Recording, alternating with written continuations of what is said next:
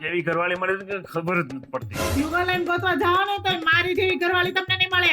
દીવો લઈને જ ગોતવા ગયો તો દીવો ઓલવા ગયો ને હું ભેળવાઈ ગયો.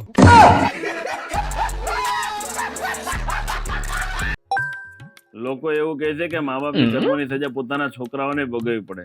એવું કઈ નથી, ક્યારેક ક્યારેક જમાઈને ભોગવવી પડે.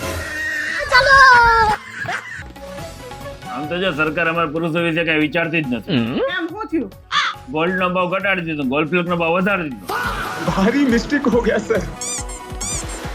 હોળી આવી, રંગોની હોળી આવી, ઉમંગની તો હેલી આવી, રંગોથી એકબીજાના રંગોને મજા કરો. અરે બહુ હરખાતા આવ્યા છો ને, મીટિંગમાં હું નક્કી કરીને આવ્યા અત્યારે? મીટિંગમાં એવું નક્કી થયું આ વખતે હોળી છે ને પાર્કિંગમાં રમવાની થાય છે. સીટી ભાભી આવશે. મારા ભાઈના ઘરે જવાનું છે, એનો ફોન આવ્યો હતો કે અહીંયા હોળી રમવા આવવાનું છે. હું ત્યાં આવીશ તો મારા સીટી ભાભીને કેવું લાગે? હું બોલા અરે આડોશી પડોશી હું વિચારશે કે હિરેનભાઈ નીચે પાર્કિંગમાં રમવાનું નક્કી કર્યું, નીચે હાણ ઘરે વહી ગયા. પણ તમને કોણે કીધું તું કે આવી પ્લાનિંગ કરો પાર્કિંગમાં રમવાની? આપણે દર વર્ષે મારા ભાઈના ઘરે રમવા જાય છે તો આ વર્ષે ત્યાં જ રમવા જવાનું થાય છે. હવે જોયો તારા ભાઈનો પ્રેમ, એને તારો નંબર છે ને મોબાઈલમાં પાર્કુ ધન કરીને સેવ કરેલો છે. મેં એને પૂછ્યું એક દિવસ, મેં જો તારી બેનમાં કયો ટ્રેન્ડ છે તને ગમે છે? મને કે જીજાન પાકેટમાં પૈસા કાઢી લેવાનું. એવું મારા ભાઈ બોલે જ નહીં ક્યારેય. મને એટલો તો વિશ્વાસ છે મારા ભાઈ ઉપર. અને તમારે હાળી આવે છે, હાલો ને, તમને શું વાંધો છે? હાળી આવે છે અને સીટી ભાભી નહીં હો, નીચે પાર્કિંગમાં રમવા જવાનું જ થાય છે. કેટલાય વર્ષ પછી નીચે પાર્કિંગમાં કેટલું મીટિંગ કરીને મેં સેટિંગ કર્યું છે સ્વીટી ભાભી યારે રમવાનું. મને ખબર જ છે કે તમારે નીચે પાર્કિંગમાં રમવા જવાનું એટલે કેમ એટલો હરખ પોદુડા થાવ છો. ત્યાં નથી રમવા જવાનું થતું, મારા ભાઈના ઘરે જ જવાનું થાય.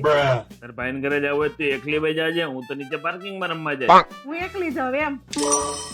તો હું એકલી જઈશ ને તો અહીંયા દરવાજે તાળું મારીને જઈશ. તમને નહીં નીચે પાર્કિંગમાં રમવા જાઉં કે નહીં, હું મારી હારે જ મારા ભાઈના ઘરે લઈ જઈશ. આખો દિવસ હોળી છે ને ઘરમાં બેઠા બેઠા રમવું. લાગે છે આ વખતે આ બાઈ છે ને મારી હોળીના પ્લાનિંગ ઉપર પાણીના ફુગ્ગા ફોડીને જ રહે.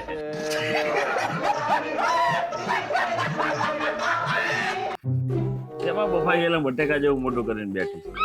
અડધી જિંદગી વહી ગઈ પણ તમે હજી સુધી સફળ જ નથી થયા તમારા કામ. પણ ગમે એ સફળ પુરુષ હોય ને એની પાછળ એક સ્ત્રીનો હાથ હોય, પણ મને સ્ત્રી જ નથી મળી. હજી અડધી જિંદગી બાકી છે, મળી જા.